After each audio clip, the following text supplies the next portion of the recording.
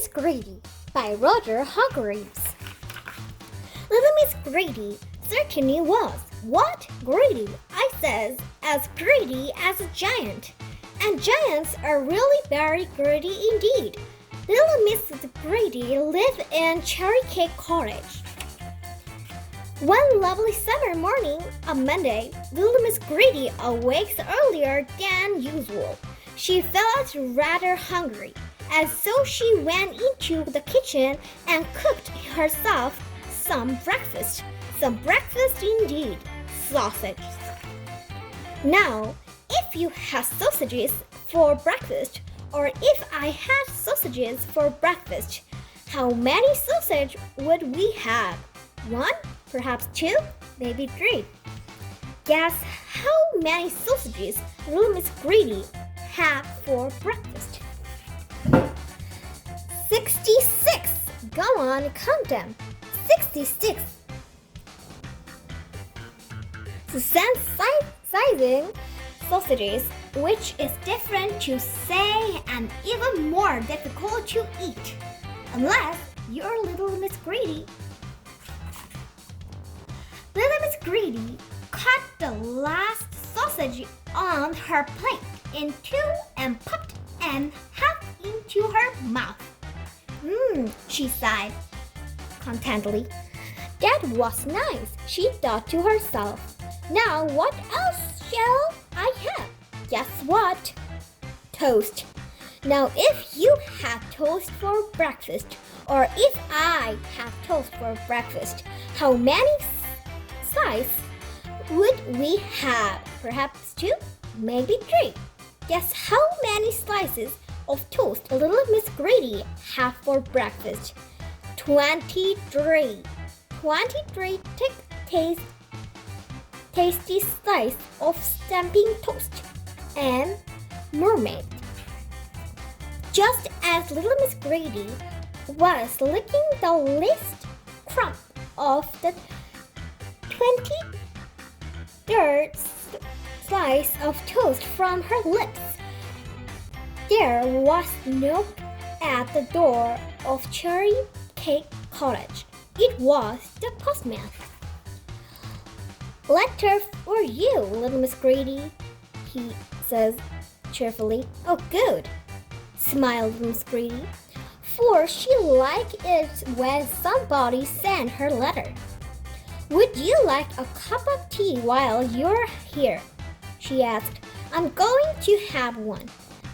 Oh, indeed.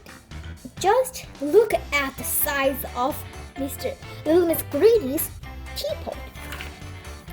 The postman had a cup of tea and chat, thanked little Miss Greedy, and left.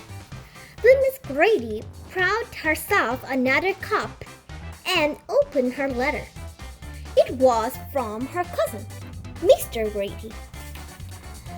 Dear little Miss Greedy, he had written, next Wednesday is my birthday. Please come to tea at 4 o'clock. Little Miss Greedy was delighted. She hadn't seen her cousin for quite a long time. Wednesday was a lovely day. After a little light lunch, little Miss Greedy set off in her car to drive to a little Mr. Greedy house. But before she set off, she put something on the back seat of her car. Something large, Mr. Greedy's birthday present. At 4 o'clock presently, little Miss Greedy pulled up in front of Mr. Greedy's roly-poly sort of a house. Mr. Greedy was there to meet her. Hello, little Miss Greedy, he said, smiled. How lovely to see you after all this time. Happy birthday, laughed little Miss Greedy, and she gave Mr. Greedy a big kiss. Mr. Greedy blushed. Do come in, he says. Tea's all ready. Little Miss Greedy was following Mr. Greedy into his house when she remembered something. You know what it was, don't you? That's right, Mr. Greedy's birthday present. Wait a minute, she says. Can you help me to lift something out of the back of my car, please? She smiled. It's rather heavy, she added. Certainly, agreed Mr. Greedy. There, on the back seat of little Miss Greedy's car was the biggest birthday cake you've ever seen in all your life. A huge, enormous, gigantic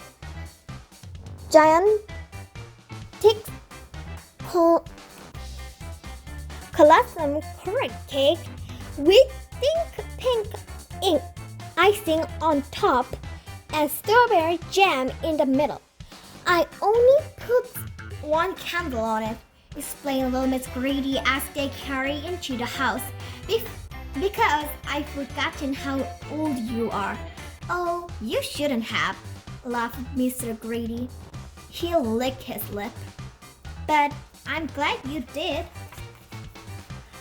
I baked it today, she said little Miss Greedy. And then she clunked. I have a confessing to make, she says. This isn't the only cake I baked today. The first one looked so delicious. I ate it from breakfast, she chuckled again. And the second one looked so delicious, she went on. I ate that on for my lunch. Mr. Greedy grins from ear to ear.